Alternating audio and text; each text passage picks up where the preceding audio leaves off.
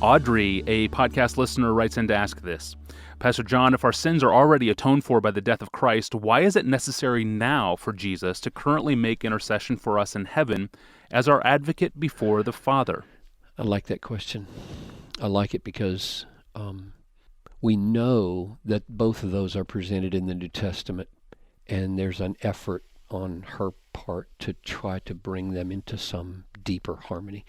And so every time I try to do that, I see more of Christ. I love more of Christ. And so I think the answer to that question is that Jesus Christ receives more glory because God does it this way, since that's the reason God does everything he does, so that Christ gets more glory.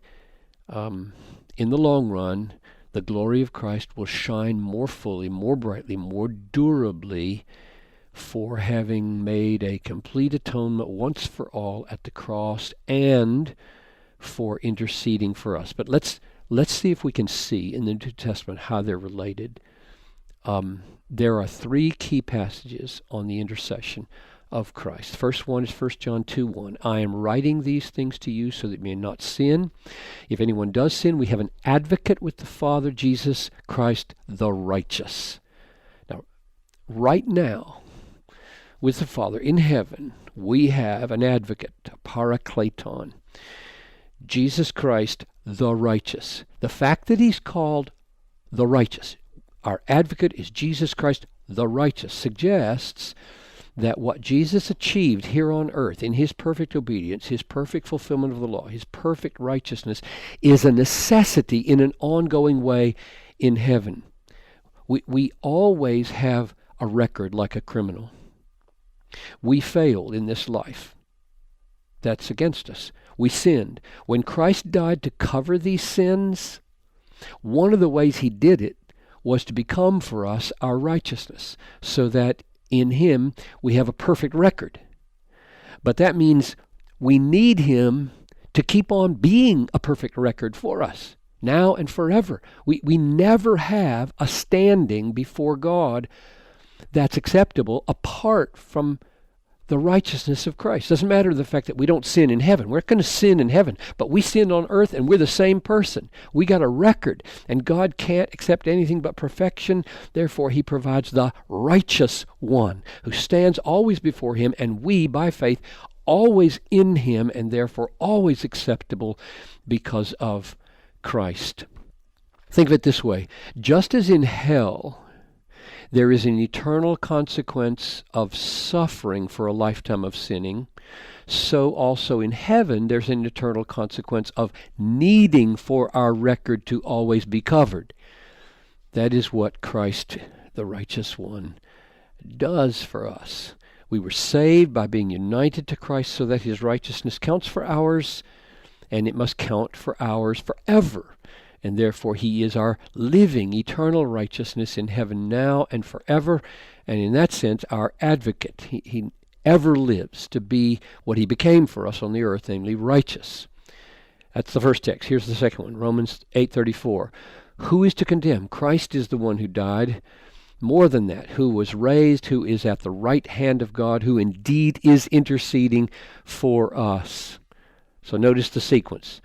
No one can condemn us because Christ died. Second, was raised. Third, is interceding. The implication is that what he achieved in his death for us, he now pleads or applies for us in his life for us in heaven.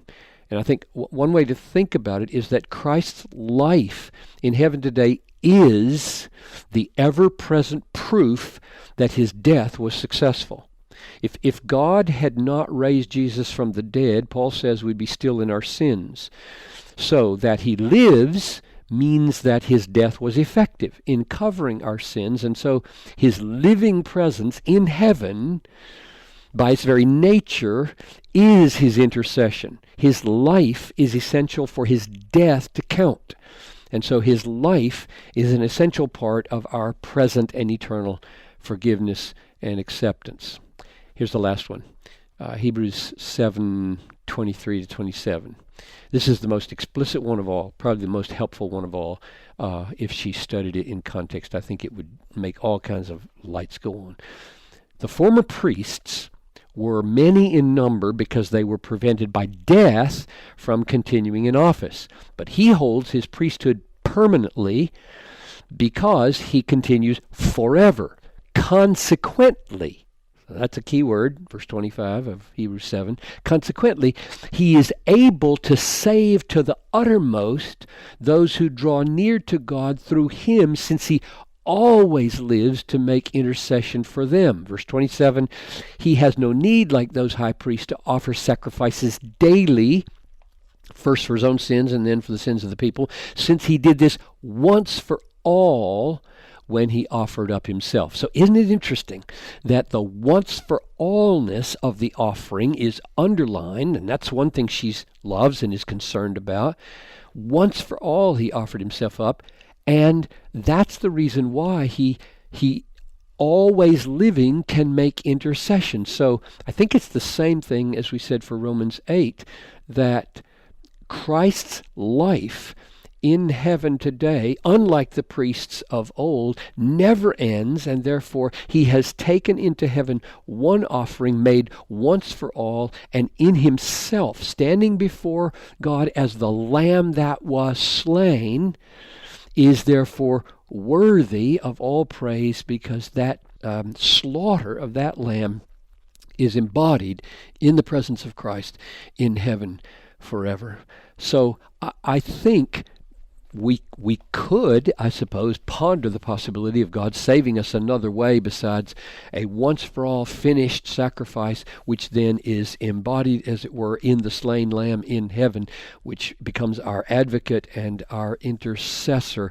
But the fact that he did it this way, I think, will get more glory to him for what he did in the past, what he's doing now, and what he'll do forever. That is profound truth. Thank you, Pastor John, and thank you, Audrey, for your very perceptive question. If you would like to ask a question of your own, please email it into us at askpastorjohn@desiringgod.org. Please keep it brief and to the point.